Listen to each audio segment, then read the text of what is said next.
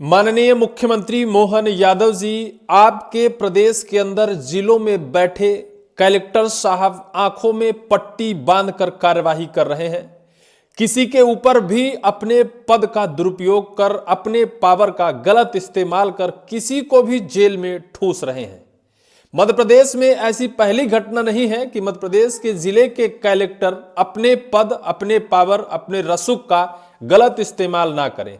नित्य ऐसी घटनाएं निकल कर आती हैं कि मध्य प्रदेश के जिलों में पदस्थ आईएएस कलेक्टर साहब अपने पद का दुरुपयोग करते हैं, लोगों को प्रताड़ित करते हैं, लोगों को धमकी देते हैं, लोगों को जमीन में गाड़ देने की बात करते हैं, लोगों को दो जूते मारने की बात करते हैं। आईएएस महोदय, क्या इनकी यही गरिमा है? अब एक आईएएस महोदय की कहानी है जो अपनी आंखों में पट्टी बांधकर कलेक्ट्रेट में बैठते हैं। ये कहीं मैं नहीं कह रहा हूं, ये मध्य प्रदेश का हाई कोर्ट कह रहा है। हाई कोर्ट के जज साहब ने कहा है कि कलेक्टर साहब आंखों में पट्टी बांधकर और अपने पावर का गलत उपयोग कर रहे हैं, जिसका खामियाजा जनता भुगत रही है, जिसका खामियाजा एक शख्स, निर्दोष व्यक्ति सालों साल से जेल में है। आखिर मध्य प्रदेश के इन आईएएस अधिकारियों को हो क्या गया है कि वास्तव में अपने पद का दुरुपयोग करने में उतारू हैं, मध्य प्रदेश का नाम बदनाम करने में उतारू हैं। सीएम मोहन यादव का शिकंजा क्या नहीं है? क्या अफसरशाही इतनी हावी है कि वो किसी से डरते नहीं हैं? क्या वो आईएएस की कुर्सी पर बैठते हैं तो सब कुछ उन्हें भूल जाता है? क्या उन्हें यह भी भूल जाता है कि जिनके ऊपर हम अपने इस पावर का गलत इस्तेमाल कर रहे हैं, उन्हीं की वजह से हम कुर्सी पर बैठे हैं, उन्हीं की वजह से हमें गाड़ी, बंगला, एसी, सारी व्यवस्थाएं सरकार ने दे रखी है। हम उनके सेवक बनकर बैठे हैं, ना कि हम उनके राजा हैं या फिर हम उनको कुछ भी और किसी भी तरीके से अपने पावर का गलत इस्तेमाल कर उन्हें सलाखों में नहीं डाल सकते हैं। कहते हैं कि एक दुकानदार का ग्राहक देवता होता है। उसी तर्ज पर आईएएस के पद पर बैठा कोई भी अधिकारी है, उसके लिए उसके जिले की जनता ही उसकी देवता है, क्योंकि उस जनता के लिए ही उसे इतने उच्च सिंहासन में बिठाया जाता है। लेकिन जब वो उच्च सिंहासन में बैठ जाता है तो उसे यही भूल जाता है कि हमें किस लिए यहां भेजा गया है। जो उन्हें पावर दिया जाता है, उन पावर का गलत तरीके से इस्तेमाल करते हैं, निर्दोष शख्स को सलाखों में भेज देते हैं। सौभाग्य तो उस हाईकोर्ट का माने आज भी अदालत पर विश्वास है, आज भी न्यायालय पर लोगों को विश्वास है।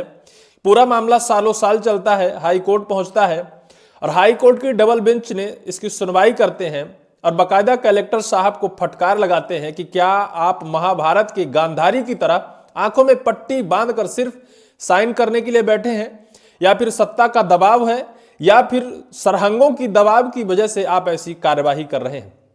दरअसल कहानी है एक निर्दोष शख्स की, जो शायद कोई व्यापारी नहीं होता, कोई सरहंग नहीं होता, कोई रेत माफिया नहीं होता। वो होता है रेत माफिया की शिकायत करता है, लगातार शिकायत करता है और इतनी शिकायत करता है कि रेत माफिया उससे परेशान हो जाता है और रेत माफिया ही उसकी शिकायत थाने में दर्ज करा देता है। चोरी डकैती की शिकायत थाने में दर्ज करा देता है। पुलिस उसका नाम, उसका प्रस्ताव बाकायदा एनएसए, राष्ट्रीय सुरक्षा अधिनियम के तहत एनएसए की धारा लगाकर और कलेक्टर साहब के चेंबर में प्रस्ताव भेज देती है। कलेक्टर साहब उस प्रस्ताव को बिना देखे, बिना पढ़े, बिना सुने, बिना गवाही लिए बस दस्तखत कर देते हैं और दस्तखत के बाद वो प्रस्ताव पास हो जाता है और फिर उस शख्स को जो लगातार रेत माफिया की शिकायत कर रहा था, पुलिस उसे गिरफ्तार कर लेती है और गिरफ्तार कर जेल में ठूस देती है। साल भर तक वो जेल में रहता है। उसके पिता जब इस पूरे मामले को हाई कोर्ट लेकर पहुंचते हैं, हाई कोर्ट की डबल बेंच इसकी सुनवाई करता है।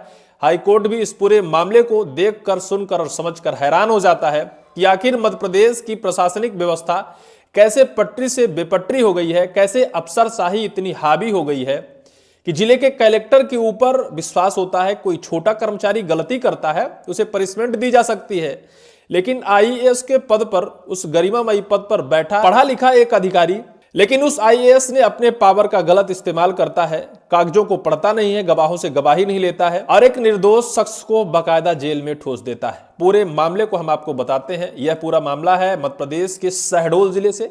शहडोल जिले के व्यवहारी तहसील के बुढ़वा गांव का सुशांत सिंह बैस, यह एक खेती करने वाला शख्स होता है। इसका अपराधों से दूर दूर तक कोई नाता नहीं होता है। इसका अपराध सिर्फ इतना होता है कि ये एक रेत माफिया की लगातार शिकायत करता है और वो रेत माफिया इसकी शिकायत से परेशान हो जाता है। वो बाकायदा थाने में इसी की रिपोर्ट दर्ज करा देता है।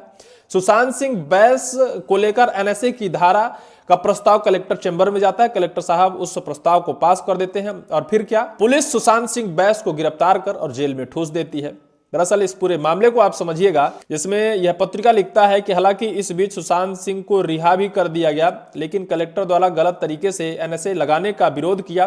कोर्ट ने शहडोल कलेक्टर से जवाब तलब किया तो सफाई दी कि दूसरे आरोपी की जगह गलती से सुशांत सिंह बैस का नाम दर्ज हो गया।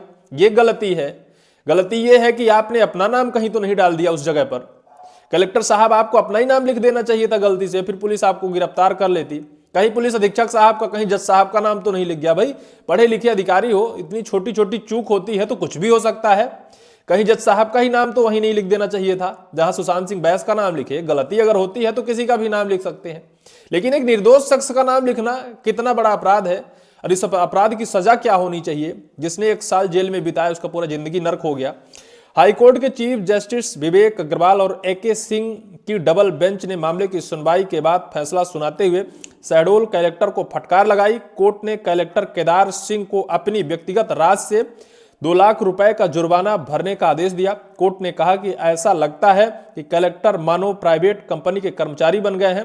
राष्ट्रीय सुरक्षा अधिनियम के तहत केवल तब कार्यवाही की जाती है जब देश की सुरक्षा के लिए खतरा पैदा हो। देश की सुरक्षा के लिए जब खतरा पैदा हो तब इस पावर का इस्तेमाल कलेक्टर साहब कर सकते हैं।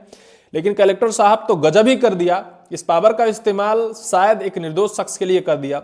इसमें गुस्साए रेत माफिया ने सुशांत सिंह बैस के खिलाफ ही रेत चोरी व अन्य केस दर्ज करवा दिए। इतना ही नहीं, रेत माफिया के दबाव में पुलिस ने उसके खिलाफ एनएसए की कार्रवाई का प्रस्ताव शहडोल कलेक्टर डॉक्टर केदार सिंह के पास भेज दिया। कलेक्टर आदेश के बाद सुशांत बैस को गिरफ्तार कर लिया गया। इसके पिता हीरामणि बैस ने हाई कोर्ट में जनहित याचिका दायर की। तब पूरा यह मामला खुलकर आया जब कहीं उसे न्याय मिल सका। वाह कलेक्टर साहब, आपकी कलेक्टरी को सलाम है, आपकी पढ़ाई को सलाम है, आपकी कुर्सी को सलाम। वकील की दलील पर हाई कोर्ट का फैसला। याचिकाकर्ता के वकील ब्रह्मेंद्र पाठक ने कोर्ट में बताया कि कलेक्टर ने ना तो स्वतंत्र गवाहों के बयान लिए और ना ही फाइल का ठीक से अध्ययन किया। कोर्ट ने इसे बुद्धि का प्रयोग न करना बताते हुए कहा कि प्रशासनिक अधिकारियों का ऐसा व्यवहार किसी निजी कंपनी के कर्मचारी जैसा लगता है जो बस दबाव में काम करना चाहते हैं।